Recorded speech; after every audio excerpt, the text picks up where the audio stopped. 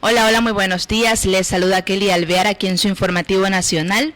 Hoy, lunes 8 de junio de 2026, estamos conectándonos con ustedes a través de UNPG TV en Facebook, canal oficial de la Unión Nacional de Periodistas Núcleo del Guayas, para entregarles la información más reciente a nivel local, nacional e internacional hasta el momento. Vamos a iniciar con los titulares. No olviden que pueden darle like, comentar y compartir este programa. Sean todos ustedes bienvenidos. Guayaquil recibió en una noche la misma cantidad de lluvia que cayó durante todo mayo. Municipios sacan recursos de sus arcas para subsidios de transporte público. Supuestos extorsionadores detenidos en Cuenca fueron liberados. Ecuador deberá frenar ingreso a productos con trabajo forzado. Fuerzas Armadas de Ecuador mantendrán su ofensiva en sectores más violentos de Guayaquil. Y en lo internacional, la guerra se agrava. Irán amenaza con atacar infraestructuras energéticas de aliados de Israel. El Reino Unido, Francia y Alemania apoyan un diálogo directo con Rusia, con Estados Unidos y la Unión Europea. El Papa León XIV, ante el Congreso, dijo textualmente que la sociedad y la Iglesia no siempre estuvieron a la altura. Y finalmente, la medicina de la longevidad dice que el reto científico está en sumar vida y energía a los años. Estos son los titulares que estaremos desarrollando hoy en este informativo nacional. No olviden que pueden darle like, comentar y compartir este programa que llega a ustedes gracias a la Unión Nacional de Periodistas Núcleo del Guayas y a su presidente, el licenciado Richard Sellán Bajaña. También agradecemos a los medios de comunicación que comparten este informativo nacional a través de sus plataformas y redes sociales. Ellos son Radio Guayasense TV, Radio Sensación Digital, Radio Discorama en Italia, Radio La Voz de Daule, Postdata TV, estopensamos.com, Gloria Visión TV y Coral Noticias desde Nueva York. Muchas gracias por el apoyo diario a nuestra programación. Iniciamos con el desarrollo de las noticias. No olviden que pueden darle like, comentar y compartir este programa. Las intensas lluvias registradas entre la noche del domingo 7 y la madrugada de este lunes 8 de junio de 2026 dejaron múltiples afectaciones en Guayaquil y sus alrededores. Según datos de Segurepe, en la noche y madrugada cayó un volumen de agua equivalente a toda la precipitación acumulada durante mayo. Alex Anchundia, técnico de la entidad municipal, informó que se registraron 65 litros de lluvia por metro cuadrado, la cantidad similar a la suma de todas las precipitaciones del mes pasado. A ello se añadieron 50 litros adicionales por metro cuadrado durante la madrugada, lo que provocó acumulación de agua en distintos sectores de la ciudad. Las fuertes precipitaciones pusieron a prueba el sistema de drenaje urbano. De acuerdo con Anchundia, los 25 puntos críticos monitoreados por las autoridades, 23 presentaron acumulación de basura, situación que dificultó el desfogue de agua y contribuyó a los anegamientos. Las lluvias generaron problemas de movilidad en varias zonas de Guayaquil y también en sectores cercanos a La Aurora, en el cantón Daule. La Aurora registró congestionamiento vehicular en esta parroquia, una de las zonas con mayor crecimiento urbanístico de Guayas. Las precipitaciones complicaron el tránsito durante las primeras horas del día. Conductores reportaron largas filas y demoras en las vías que conectan con San Borondón y Salitre, mientras estudiantes y trabajadores enfrentaron dificultades para llegar a sus destinos. Las lluvias estuvieron acompañadas por una fuerte actividad eléctrica. Ciudadanos reportaron la caída de un rayo sobre una vivienda ubicada en la cuarta etapa de la Ciudadela Alborada en el norte de Guayaquil. El estruendo alarmó a los moradores del sector. Tras la evaluación de la emergencia, Segurepe confirmó que no hubo personas heridas. Además, personal de Urbaceo realizó labores de limpieza y retiro de escombros, mientras técnicos de gestión de riesgos inspeccionarán la estructura afectada para determinar el alcance de los daños. Las precipitaciones se producen mientras el Instituto Nacional de Meteorología e Hidrología, INAMI, mantiene vigente la advertencia meteorológica número 43, que prevé lluvias de moderada a fuerte intensidad en el interior del litoral, la Amazonía y las zonas de estribación de cordillera hasta el miércoles 10 de junio. Las autoridades recomiendan extremar precauciones, especialmente en sectores propensos a inundaciones y acumulación de agua. Esta primera nota la hemos leído de teleamazonas.com. Seguimos con el desarrollo de la información y por otra parte, municipios dicen que sacan recursos de sus arcas para subsidios de transporte público, según elmercurio.com.es. La compensación al transporte urbano en el país atraviesa días clave tras el fin del subsidio estatal al diésel, una medida que ha empujado a los municipios a buscar soluciones locales para evitar un impacto directo en el bolsillo de los ciudadanos. En Quito, por ejemplo, la alcaldía tramita una ordenanza que contempla un subsidio municipal extraordinario con un desembolso global que bordea los 23 millones de dólares. Paralelamente, en el Consejo Metropolitano se debate elevar la tarifa base de 35 centavos a 40 centavos de dólares. El tema será tratado en una sesión de consejo. Por su parte, Ambato optó por mantener congelado el pasaje en 30 centavos tras superar una paralización del servicio durante los 3 primeros días de la semana, mediante un acuerdo directo entre la alcaldía y el gremio transportista. En lugar de autorizar el incremento de la tarifa que exigían los operadores, el municipio asumirá una compensación directa de $700 mensuales por unidad para combustible durante un periodo inicial de 6 meses. El beneficio estará condicionado al cumplimiento de mesas técnicas y a mejoras en el control de frecuencias. El municipio de Quito ha estructurado un plan económico entre 20 y 23 millones de dólares para mitigar el impacto de la eliminación del subsidio al diésel en el transporte urbano convencional. Aunque el alcalde Pavel Muñoz ha sido cauto en sus declaraciones, la propuesta contempla la entrega de una compensación mensual de $1,000 por unidad, lo que representa un beneficio de hasta $8,000 por bus durante lo que resta del 2026.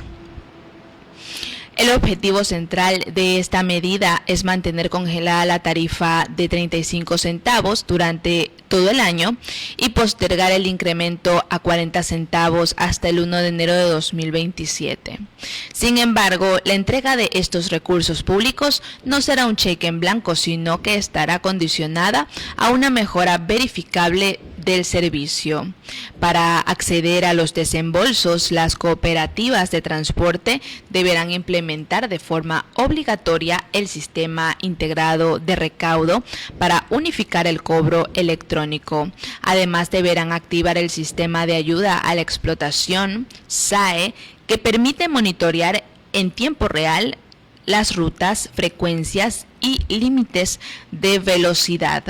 También se exigirá a la instalación de cámaras de seguridad visibles y la aprobación de una revisión técnica vehicular complementaria. El proyecto de ordenanza ya inició su debate formal en la Comisión de Movilidad del Consejo Metropolitano presidida por el alcalde Muñoz, mientras las mesas técnicas afinan las cláusulas de control y los plazos de implementación tecnológica. El Pleno del Consejo se prepara para analizar el origen de los recursos que financiarán el subsidio. Se espera que en los primeros días la normativa sea aprobada de manera definitiva para formalizar la compensación municipal y garantizar la estabilidad del servicio en la capital. Seguimos con el desarrollo de la información. También el mercurio.com.es nos dice que supuestos extorsionadores que fueron detenidos en Cuenca ya fueron liberados también. 3 hombres detenidos por la Policía Nacional en Cuenca por su presunta vinculación con una serie de extorsiones no recibieron prisión preventiva pese a que las autoridades presentaron varias pruebas en su contra. Así lo informó el asambleísta Adrián Castro a través de su cuenta en X. El legislador señaló que los sospechosos quedaron en libertad porque supuestamente no se les habrían leído sus derechos durante el procedimiento policial.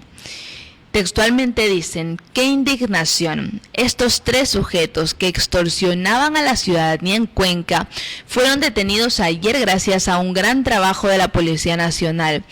Véanles bien las caras, porque ya están libres, porque supuestamente no les leyeron sus derechos, algo que según los agentes que participaron en el operativo, además sería falso, escribió Castro. Horas antes de recuperar su libertad, la Policía Nacional compartió un video sobre las investigaciones realizadas para localizar y detener a los 3 ciudadanos quienes habrían empezado desde abril a extorsionar a un hombre bajo amenazas contra su familia y su negocio. Según las pruebas presentadas por la policía, en mayo los sospechosos habrían dejado explosivos en los exteriores de la avenida de la víctima. Además, el 1 de junio presuntamente realizaron disparos contra la casa. Pese a estos elementos, el juez los liberó. Cuéntenme en los comentarios qué opinan ustedes sobre esta situación. El mercurio.com.es por otra parte nos indica que Ecuador deberá frenar ingreso a productos con trabajo forzado. Estados Unidos incluyó a Ecuador entre 60 economías investigadas por controles insuficientes contra el trabajo forzado en importaciones. El 2 de junio de 2026, la Oficina del Representante Comercial de los Estados Unidos publicó un informe que ubicó a Ecuador entre 60 economías investigadas por trabajo forzado, pero la acusación no es la que podría suponerse. El informe nos señala que Ecuador produzca bienes con trabajo forzado. El cargo es más preciso. El país carece de mecanismos operativos para investigar si los bienes que importa provienen de naciones donde esa práctica existe. La norma no está orientada a impedir la entrada de productos ecuatorianos porque Ecuador hace trabajo forzado, resumió Edwin Vázquez, ex subsecretario de Negociaciones Comerciales. Esta norma en realidad está orientada a investigar si Ecuador utiliza mecanismos para aplicar medidas hacia productos que vengan de países que realizan trabajo forzado. La investigación iniciada el 12 de marzo bajo la sección 301 de la Ley de Comercio de 1974 divide a las 60 economías en 2 grupos. El primero dice que las 54 sin ninguna prohibición para importar bienes producidos con trabajo forzado enfrentarían un arancel adicional del 12.5%. Ecuador integra un segundo grupo de 6, junto con Canadá, la Unión Europea, Indonesia, México y Pakistán, que sí tiene una norma, pero no la aplica con eficacia. Ya sí tiene una norma, pero no la aplica con eficacia. Para esos países el arancel propuesto es del 10%.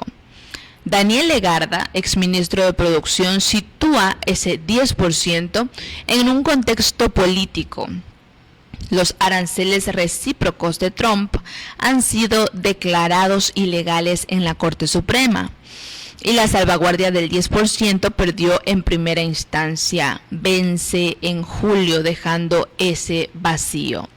Textualmente dicen que están forzando un poco la normativa sobre trabajo forzoso para justificar una nueva medida de imposición de aranceles, explicó Legarda. Es el instrumento que viene a sustituir a los que se cayeron. El primero fue el arancel recíproco del 2 de abril de 2025 que fijó un 10% Ecuador, luego subió al 15%. Sobre la Corte Suprema luego lo declaró ilegal en febrero de 2026. La ley de emergencia económica no autoriza al Ejecutivo imponer aranceles. El segundo, una salvaguarda por balanza de pagos que perdió en primera instancia y vence en julio sin posibilidad de prórroga, sin aprobación del Congreso. Con ambos fuera del juego, la investigación por trabajo forzado es la única herramienta arancelaria activa que le queda a Trump. Legarda además descartó que el problema exista. Textualmente dice que trabajo forzado no es un problema sistémico en Ecuador. Tenemos un sector informal muy grande, pero eso no es trabajo forzado, indicó. La USTR precisó en su informe por qué Ecuador quedó en la cartera de controles insuficientes y no en el grupo mayoritario de los 54 primeros. Si bien reconocemos que Ecuador impuso recientemente dicha prohibición, no existen pruebas de investigaciones, incautaciones u otras medidas coercitivas realizadas hasta la fecha, señala el informe. La norma existe, pero la aplicación no, es lo que dicen. El documento cita un caso concreto en 2025, las importaciones ecuatorianas de algodón desde China alcanzaron los 45 millones de dólares frente a 20 millones desde Estados Unidos, una diferencia del 140%. El algodón chino ingresa sin que Ecuador haya investigado si en algún tramo de esa cadena hubo trabajo forzado. El ejemplo no es casual. China enfrenta acusaciones internacionales por el uso de trabajo forzado en Xinjiang, principal zona productora de algodón del mundo. Ecuador absorbió en 2025 más del 70% de sus importaciones de esa fibra desde ese origen. Esto es lo que la resolución 005-2026 del Comité de Comercio Exterior, COMEX, adoptada el 25 de abril, deberá corregir. La norma crea el equipo técnico interinstitucional para la restricción de importaciones de mercancías producidas con trabajo forzoso. Lo integran el Ministerio de Producción, Comercio Exterior e Inversiones, MPCI, y el Servicio Nacional de Aduana de Ecuador, SENAE, y también el Ministerio del Trabajo. El ETIF podrá, es decir, el Equipo Técnico Interinstitucional para la Restricción de Importaciones de Mercancías Producidas con Trabajo Forzoso, ETIF, podrá iniciar investigaciones de oficio o a pedido de parte, solicitar también información a países proveedores y emitir resoluciones de restricción. Sin embargo, todas estas facultades están condicionadas a que antes se apruebe el manual operativo. El organismo tiene 90 días para redactarlo. Hasta que ese manual exista, el ETIF no puede investigar formalmente ni actuar. Francisco Ballén, exministro de Comercio, describió cómo Ecuador llegó a la audiencia en Washington, donde los países investigados debían defender su posición ante la USTR, sin embajador, sin ministro, representado por un subsecretario de Políticas Comerciales, es lo que dijo textualmente. La resolución del COMEX había sido adoptada ese mismo día, aunque la audiencia estaba convocada con semanas de anticipación. La investigación se inició el 12 de marzo, explicó. Ecuador llega a la audiencia recién presentando una norma que en 90 días más tendrá su manual. En los 48 días transcurridos desde el inicio de la investigación no se abrió ningún expediente ni se realizó ninguna incautación. La norma no tenía procedimientos concretos para investigar nada. Los bienes más expuestos son el camarón y el atún, que no cuentan con protecciones arancelarias especiales y enfrentarían el 10% adicional. Los camarones es el segundo producto de exportación del Ecuador y el atún, uno de los principales rubros de la industria pesquera. Juntos representan miles de millones de dólares en ventas anuales al mercado estadounidense. Los sectores de palma y banano aparecen en informes del Departamento de Trabajo de Estados Unidos, pero por trabajo infantil, no por trabajo forzado. Distinción que todos los entrevistados subrayan. Vázquez lo deja claro, trabajo forzado en el Ecuador no existe, sí tenemos problemas en cuanto a trabajo infantil. Carlos Chávez de Amcupa fue directo.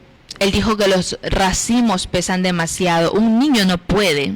Explica que podría tratarse de una medida de proteccionismo al aceite del soya que producen, indicó textualmente. José Antonio Hidalgo, director ejecutivo de la Asociación de Exportadores del Banano de Ecuador, AEBE, afirmó que en el sector bananero ecuatoriano no existe trabajo infantil ni trabajo forzado. Textualmente dijo, hemos trabajado con fuerza en su erradicación. Eso es lo que él aseguró. El gremio acumula más de 11 certificaciones privadas, un 96% de escolaridad en zonas de producción y cumple con estándares internacionales de salario digno. El Departamento de Trabajo de Estados Unidos reconoció en 2024 que Ecuador logró un avance significativo en el control de trabajo infantil, aunque el país tiene apenas 143 inspectores laborales frente a los 556 que necesitaría.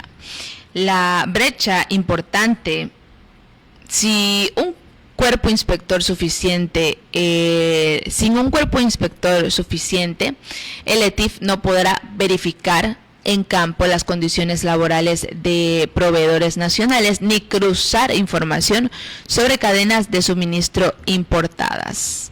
Bien, ok. Pero por otra parte, el acuerdo de Estados Unidos no está ratificado. El acuerdo de comercio recíproco ART de Ecuador, que Ecuador firmó con Estados Unidos en marzo de 2026, todavía no está en vigor. Debe superar la revisión de la Corte Constitucional y la aprobación de la Asamblea Nacional. Si el ART no se ratifica, los productos cubiertos, el banano, flores, cacao y café, también quedarán expuestos al 10% adicional y perderán la ventaja del acuerdo. Los comentarios ante la USTR cierran el 6 de julio y las audiencias el 7.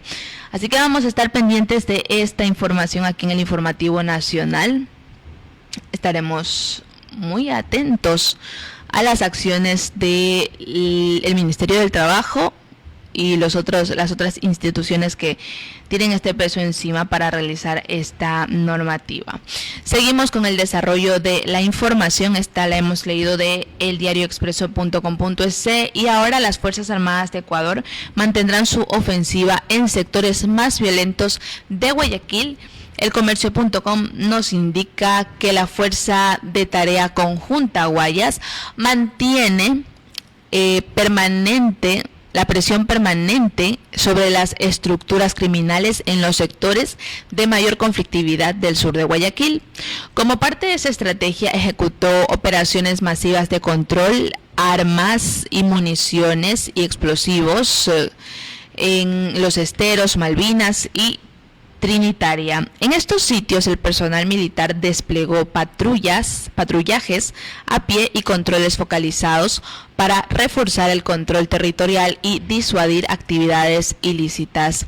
La estrategia integra capacidades militares por aire, mar y tierra bajo un mando unificado para ejecutar operaciones simultáneas, además de fortalecer la capacidad de respuesta del Estado frente a las amenazas que afectan a la ciudadanía. El Ministerio de Defensa Nacional y las Fuerzas Armadas ratificaron su compromiso de continuar con operaciones sostenidas en los sectores priorizados y de no ceder terreno frente a las estructuras criminales que operan en esas zonas. Seguimos, y en el ámbito internacional la guerra se agrava. Irán amenaza con atacar infraestructuras energéticas de aliados de Israel. Irán amenazó con atacar infraestructuras energéticas en países vecinos en toda la región si continúan los bombardeos israelíes contra instalaciones energéticas iraníes en un contexto de intercambio de ataques contra complejos petroquímicos este lunes. Una fuente no identificada declaró a la agencia Fars, vinculada a la Guardia Revolucionaria IRGC, que cualquier nuevo ataque contra las instalaciones energéticas de Irán desencadenarían ofensivas contra activos energéticos de Estados Unidos, Israel y sus socios regionales. La fuente precisó que las compañías petroleras y energéticas que operan en la región con accionistas estadounidenses o israelíes se consideran objetivos legítimos a primera hora del lunes. Medios iraníes informaron de que Israel habría atacado la planta petroquímica de Karum. La instalación se encuentra en la ciudad portuaria de Mashhad, en la provincia de Juzistán, en el suroeste de Irán, una de las principales zonas petroquímicas e industriales del país. El complejo de Karum figura entre los mayores productores de etileno de Irán y constituye un nodo esencial de la infraestructura de exportación química del país. En las redes sociales circularon videos en los que se veía humo y fuego en las instalaciones. Por otra parte, también Euronews.com nos indica que Reino Unido, Francia y Alemania apoyan un diálogo directo con Rusia, con Estados Unidos y la Unión Europea. Veamos este reporte de Euronews.com en pantalla. Los líderes de Francia, Alemania y Reino Unido han respaldado al presidente ucraniano Volodymyr Zelensky en su llamamiento a entablar conversaciones directas para un alto el fuego entre Rusia y Ucrania, según un comunicado conjunto emitido tras las conversaciones sobre defensa celebradas en Londres el domingo por la noche. Zelensky se reunió con el primer ministro británico Keir Starmer, el presidente francés Emmanuel Macron y el canciller alemán Friedrich Merz en el número 10 de Downing Street para mantener conversaciones mientras la guerra de Rusia se prolonga ya por quinto año. Los líderes apoyaron la propuesta de un diálogo directo entre Ucrania y Rusia con la participación activa de Estados Unidos y Europa. Según los líderes, la línea de contacto actual debería ser el punto de partida para las negociaciones y las fronteras internacionales no deben modificarse por la fuerza. La reunión del domingo en Londres se produce después de que Zelensky propusiera una reunión presencial con el presidente ruso Vladimir Putin en una carta abierta el jueves. Putin ha descartado la iniciativa, afirmando que no veía ningún sentido en reunirse con Zelensky hasta que se hubiera acordado un posible acuerdo de paz. Reino Unido, Francia y Alemania, el llamado Grupo E3 de naciones europeas, han sido destacados defensores de Ucrania tras la invasión a gran escala de Rusia en febrero de 2022. Bien, seguimos con el desarrollo de la información aquí en su informativo nacional y por otra parte también Euronews.com nos dice que el Papa León XIV dijo ante el Congreso que la sociedad y la Iglesia no siempre estuvieron a la altura. Veamos este reporte. El Papa León XIV ha afrontado una de las jornadas más importantes de su visita a Madrid, marcada por su histórico discurso ante el Congreso de los Diputados, la primera intervención de un pontífice ante el Parlamento español. Durante su intervención, el Papa reconoció que la sociedad y la misma Iglesia no siempre estuvieron a la altura de las intuiciones que encontraban eco en su propia tradición cristiana, y también aprovechó la ocasión para reclamar a los inmigrantes una acogida respetuosa y posibilidades reales de integración. Numerosos hombres, mujeres y niños se ven obligados, por circunstancias muchas veces dramáticas, a partir de sus comunidades y dejar atrás seres queridos, historias y vínculos. Además, León XIV hizo referencia a la crispación política, diciendo que la pluralidad política no debería degenerar en descalificación permanente del adversario. Otro de los momentos más significativos de la jornada será el encuentro privado que León XIV mantendrá con víctimas de abusos dentro de la Iglesia. La reunión, que se celebrará lejos de los focos, busca escuchar de primera mano sus testimonios y reafirmar el compromiso del pontífice con la verdad, la reparación y la prevención de estos delitos, una cuestión que ha situado entre las prioridades de su pontificado. Y bien, seguimos con la información internacional. Finalmente, también Euronews.com nos indica este reporte sobre la medicina de longevidad. El reto científico es sumar vida y energía a los años. Veamos este reporte y con esto culminamos este informativo nacional de hoy. Medicina de la longevidad. El reto científico de sumar vida y energía a los años. Entiendo que lo que queréis es poner al científico en el centro y basaros en el científico para desarrollar un programa que de verdad sea de calidad y que llegue a todo el mundo, que sea accesible para toda la población. Yo creo que es muy interesante y muy importante que empecemos a hacer también acciones para recaudar fondos y tengamos como sociedad esa mentalidad de invertir en investigación en envejecimiento saludable. No es una enfermedad, pero si conocemos más profundamente cómo envejecemos, sabremos qué tenemos que hacer con base científica para frenar o para que ese envejecimiento no sea el causante de que aparezcan muchas de las enfermedades que aparecen con la edad. Como comentabas, cada vez habrá más ancianos y la idea es que no sea una cuenta atrás, sino que sea, te quedan muchos años, vívelos con calidad. ¿Crees que en algún momento la medicina sí que desarrollará esa especialidad centrada en la longevidad y en la calidad de los últimos años de vida?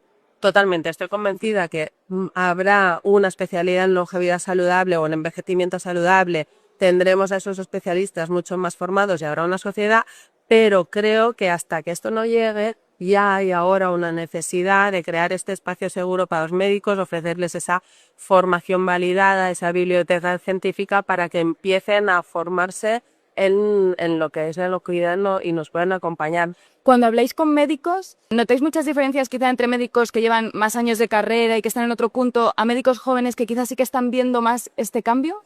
Los médicos más veteranos son los que están más interesados. Yo creo que también es porque al final la experiencia y llevar muchos años en el sector público te ha hecho ver las bondades del sector público, que evidentemente son muchísimas. Tenemos una sanidad pública maravillosa que yo creo que hay que preservar, pero también son más conscientes de las carencias. Y precisamente una de las carencias es esa, ¿no? El no tener tiempo de hacer preventiva, de conocer bien a tu paciente, de poder influir en su estilo de vida, porque influyendo en su estilo de vida puedes tener un impacto muy grande en cuanto a longevidad saludable.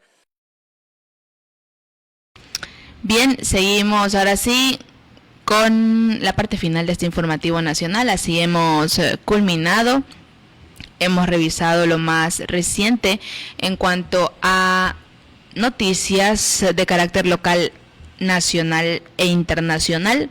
Como siempre, de lunes a viernes a partir de las 10:30 aquí en UNPG TV a través de Facebook, canal oficial de la Unión Nacional de Periodistas Núcleo del Guayas. Yo soy Kelly Alvear y les deseo que tengan un excelente inicio de semana.